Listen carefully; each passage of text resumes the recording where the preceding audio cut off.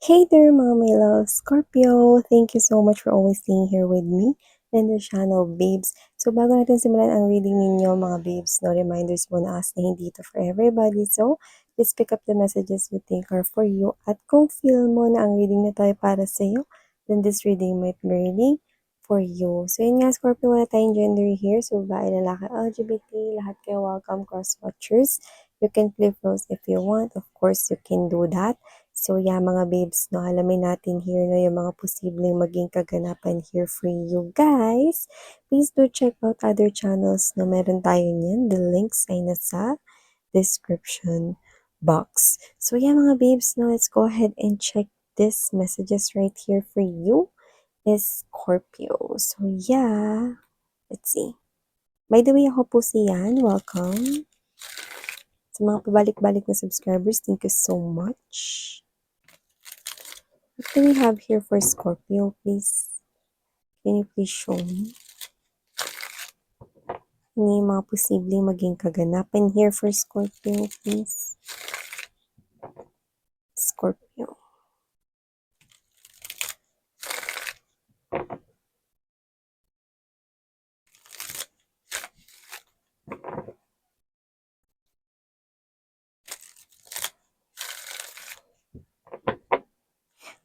Okay, so let's go ahead and check this out.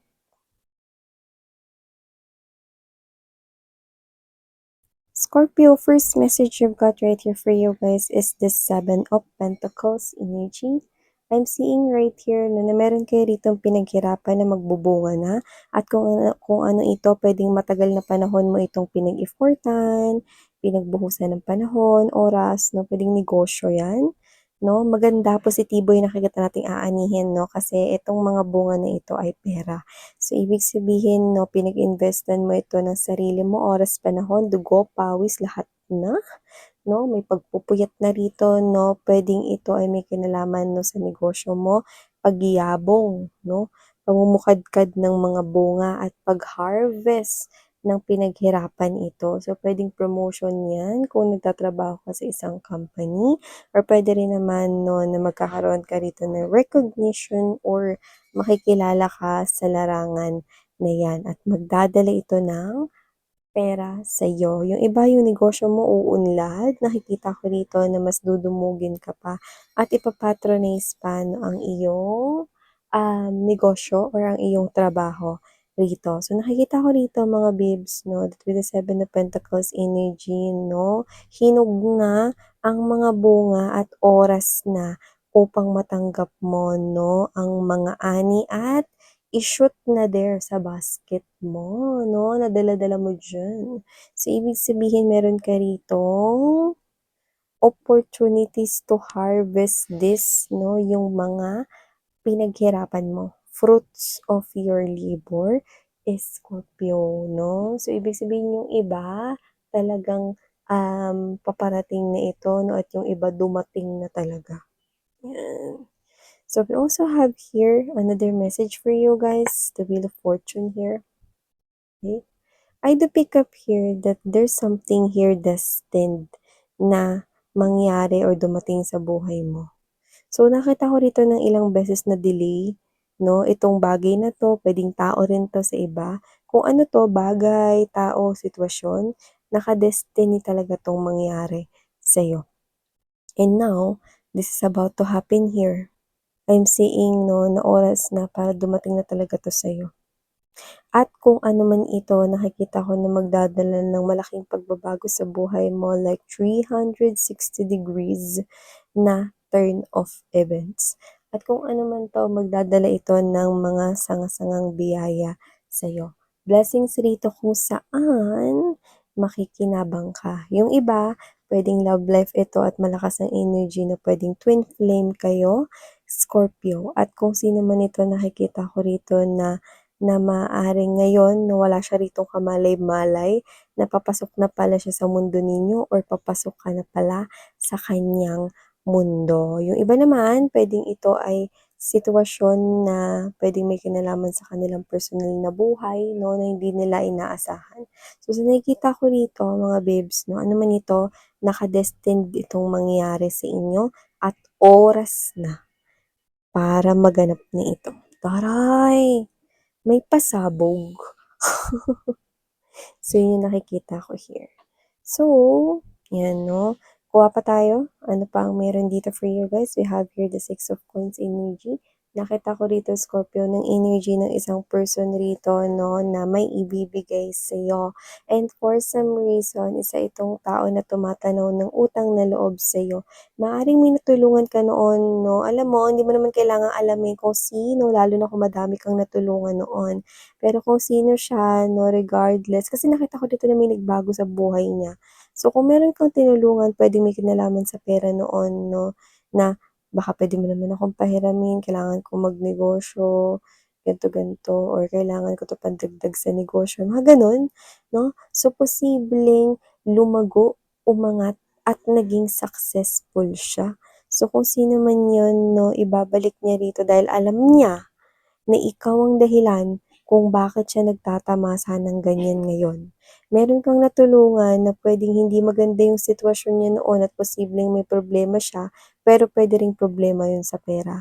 Nakatulong ka ng malaki, no? At naalala ka niya, no? Mula nung nasa baba siya hanggang sa naging nasa taas na siya. Kung sino man siya rito, no, hindi siya nakalimot sa'yo. At kung sino man siya, nakita mo yung chandelier sa likod, no? Ang chandelier, mga babes, no, ay ilaw, no, sa mga bahay ng mga bonggacious. So, ibig sabihin, no, talaga naging successful siya rito. Okay?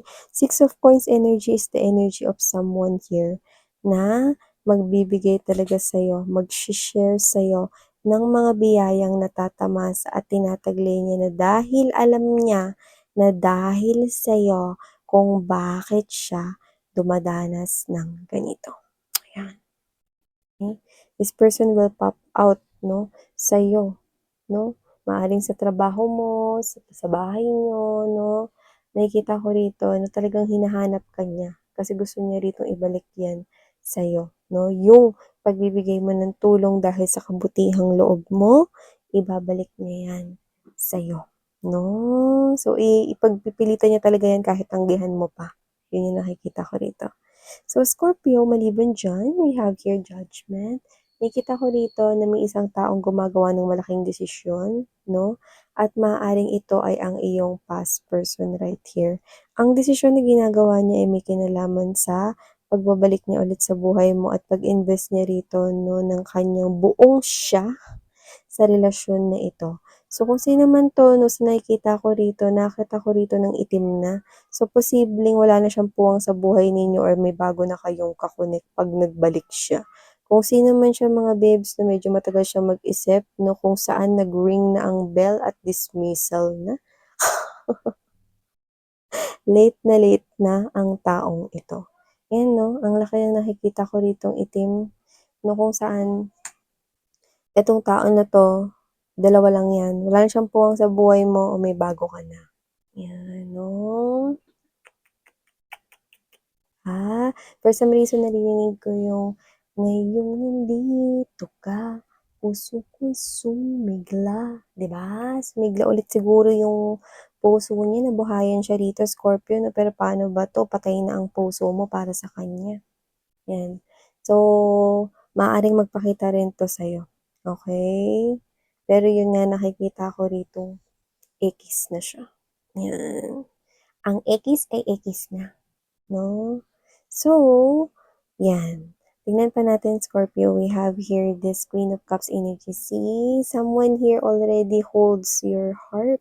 Someone here already wins your heart. Yung iba, pwedeng LDR kayong dalawa nitong person na 'to kung kayo na. Yung iba naman, no, pwedeng hinihintay mo siya, no, at magkikita na kayo. At yung iba naman, nakikita ko rito na may minamahal ka na, no, na nakikita kong sa malayo. Yan. Yung iba pwedeng hindi pa kayo pero mahal mo na siya at nararamdaman mong parehas kayo ng nararamdaman at para masagot kung parehas kayo ng nararamdaman, yes na yes. Dahil nakikita ko rito ang energy, no, na yung pagmamahal mo rito, no, ay naibabalik, no. Dito nakikita ko rito na meron ka ritong kakonek, whether kayo na or hindi pa, asawa mo na or hindi pa, nakikita ko na may pagmamahal kayong dalawa sa isa't isa. See, sabi ko sa inyo, may iba kayo ritong minamahal 'no, at kung ano man 'yan nakikita ko rito na nasosurpresahin niya kayo rito 'no. Kung siya man ay nasa malayo may pagsurpresa tayong nakikita rito 'no.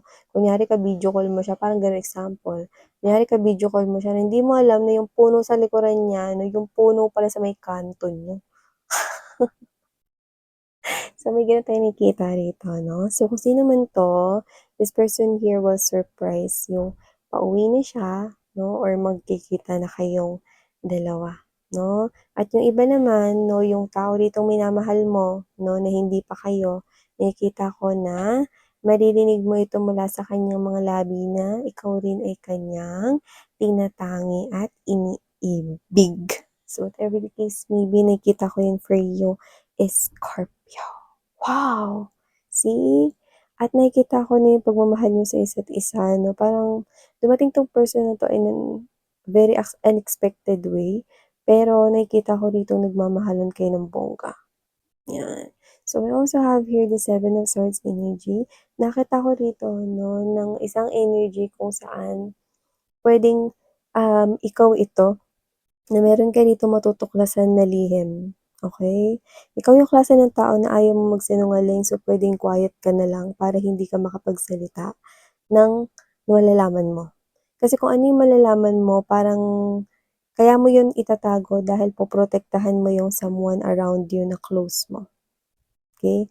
Or puwedeng hindi kasi ikaw yung dapat na magsabi nun sa kanya kundi may iba pang dapat na taong magsabi nun sa kanya kaya nakikita kitang nananahimik lang. So, magkaiba yung nagsisinungaling sa naglilihim, okey? Kasi yung naglilihim hindi ka lang naman nagsasalita, eh, pero alam mo yung totoo. Pero yung nagsisinungaling alam mo yung totoo pero gumagawa ka ng ibang reason at nagsasabi ng ibang dahilan. So, dito nakikita kong tikom yung bibig mo kasi maaaring may hihintayin ka na tamang tao na yun yung magsabi nun, 'yan. So, puwedeng hindi ikaw yung diretsong, involved dito, so puwedeng malaman mo lang yun, 'yan, 'no. For some reason, itatago mo 'yan kasi pinoprotektahan mo yung taong close or malapit sa'yo, Scorpio. Lahat naman tayo may dahilan, 'di ba? So, lahat ng bagay ay may dahilan kung bakit nangyayari. So, kung ano man ito, nakikita ko na meron din ditong magandang idudulot ano man yung ginagawa mo, okey? And I salute you because this is you, you know when to interfere or not. So, alam mo rito na hindi ikaw yung right person na magsabi niyan sa kanya, okey, or mag-open up niyan. Kaya you're waiting for that right person na yun yung gumawa ng move na yun, okey? That's good energy, okey? Parang hindi ka rin talaga nagiging nanghihimasok kinda thing. So, nakita ko rito that with the Queen of Wands energy, Six of Cups, and the Hermit right here, I think meron ka ditong matutuklasan. Ito something funny ito or something nice 'no, na maririnig mo kwento ng lolo mo, lola mo or parents mo 'no, na kinuwento niya ngayon na malaki ka na 'no, at kung ano man yung nakakatawa yun, so it will add up to your energy right here 'no. And for some reason, yun din yung parang nagpapasaya pa rin hanggang ngayon sa kanila 'no. So meron ka sigurong childhood memory rito 'no, na parang, nakakahiya yun or parang, nakakahiya na nakakatawa. But because you are a child, 'di ba? Ang cute nun, parang ganun yung nakikita ko dito sa parents mo 'no. Pero parang yung reaction ko, "No, 'di nga." Parang gano'n, 'di ba? So whatever the case may be, nakikita ko dito 'no, na malalaman mo pa rin yun, see? Wala talagang lihim na hindi nabubunyag. So kahit tinago ng nanay mo 'to or ng lolo't lola mo 'no, malalaman mo pa rin na so hindi 'yan yung truth na sinasabi ko ditong poprotektahan mo, iba yun, okey? So, maliban diyan, nakita rin ako dito sa'yo, Scorpio 'no, na meron ditong person na papunta sa'yo and for some reason nakita ko rito ng offer ng may kinalaman sa pera at kung sino siya 'no, nakikita ko rito na isa siyang stranger. Kaya pag-aaralan mo munang mabuti 'no, kung talagang gusto mo siyang pakinggan and gusto mo ritong mag-try ng kung ano i-o-offer niya sa'yo. Pero nakikita ko rito 'no, sa kalaunan ay i accept mo ang offer na yan. Dahil mapapatunayan mo na worth it yan na itry or bigyan ng chance. So yeah, ito ang mga mensaheng nakuha natin here, Freya, Scorpio. Thank you so much for your time here. Sarang hayo, love and light. Annyeong.